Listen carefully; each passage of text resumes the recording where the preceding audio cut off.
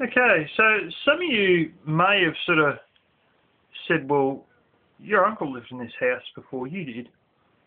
How did he live? Good question. He had a generator, which is, there might be some English people that know about this. It's a Lister-Peter TX2. It's a great big, very big, dual cylinder diesel, air cooled. One of those with a 14 kVA generator hooked to it. It's something like 6 or 8 plugs, 3-phase, like 415 volt, and only one mains plug, which mains for us is 240 volts. There was a 15 amp plug. Usually our plugs are 10 amps, but when using welders and that, they're often 15 amps. And according to the formula written in a generator catalogue I have, if I converted that out to actual watts, he had the ability to make 11,200 watts when that was running. The reality was he had about 300 watts worth of lights in here. Remember I said my uncle's a bit weird? He was. So 300 watts worth of lights, and he's got this massive thing running out there. You know, the money it took to run it. There's a good reason why he wasn't running all the time. I gave him a 2-stroke generator, and because he's a expert on 2-stroke, even because I gave him a great heap of 2-stroke oil to mix in with the petrol, he went and stuck motor oil in there, didn't he? Yes, because that's the way they used to do it.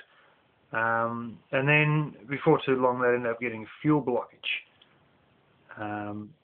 which is sort of good. I bought one of those myself, because when my one breaks down, which it has once or twice, I can use the parts off of the one I bought him. I broke the pull starter once. Anyway, primarily because he started running the generator at first, but then his financial situation worsened, and he was using candles all the time. Cooking, he didn't even have a propane stove. He literally just had a wood fire, an open fire, and he used to have a few bricks in there and a bit of mesh out of a refrigerator. You know how the new refrigerators now, they've got the white plastic, like powder coating sort of stuff almost on them.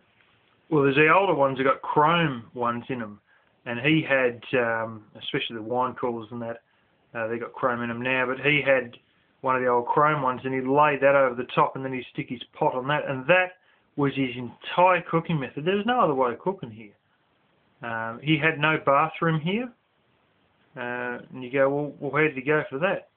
Well, he did have a professionally made dunny, which is basically very professional. It was an enamel drum with plywood lids on it, the seat, and then a plywood lid on top of that. And I've still got that here. It's sort of going rotten outside, but going rusty. But he, if you've seen the one, how the house was when my uncle died, you'll know it was left with a massive amount of mess, in severe disrepair. There's, you know, one wall, outer wall I had to redo completely. Another inner wall I had to redo completely. I mean, framing and everything. And he had areas, well, there were window holes, and he just had glass sitting against him. He didn't sort of properly have the windows in a frame or anything like that. And some of those he didn't have anything in it. It was just literally a hole through the side where there's weatherboards taken off, and you could see a bit of the framing of the building. And air would come in from outside during the winter, and he'd be freezing cold, but he'd never think of actually blocking them holes up. You know, some of these things were sort of hard enough to get to. But, yeah, as for washing or having a shower, he literally used to have a wash, which pre-1950s was what most people used to do. They sort of, lather themselves up a bit and wash themselves off with a sponge or wet cotton rag or something like that. And for those of you who don't know how to do it, I may have to make a video on it, because I had to do it once when a hot water system failed at my parents' house. But yeah, he was really, he was candles, wood, open fire for cooking and eating. That was it, a lot of matches and that, and he'd have to either charge his mobile phone out of his car, or take it to someone else's house and charge it there.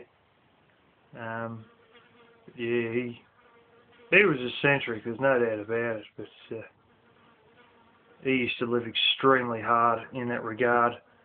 And the strange thing was, when I come over here and all that, the only thing he was short of was a bit of woodwork glue, and he had everything here to fix the place up. He probably could have done with a few more weatherboards, but he had floorboards, which, if you know what you're doing, you can sort of use those in place. They're not ideal, but if you paint them heavily enough, they're fine. He even had old paint hanging around here. He had a whole stack of nails like you wouldn't believe. I've got, a huge big box in there. He had the tools, he had the lot, and it just never happened. But yeah.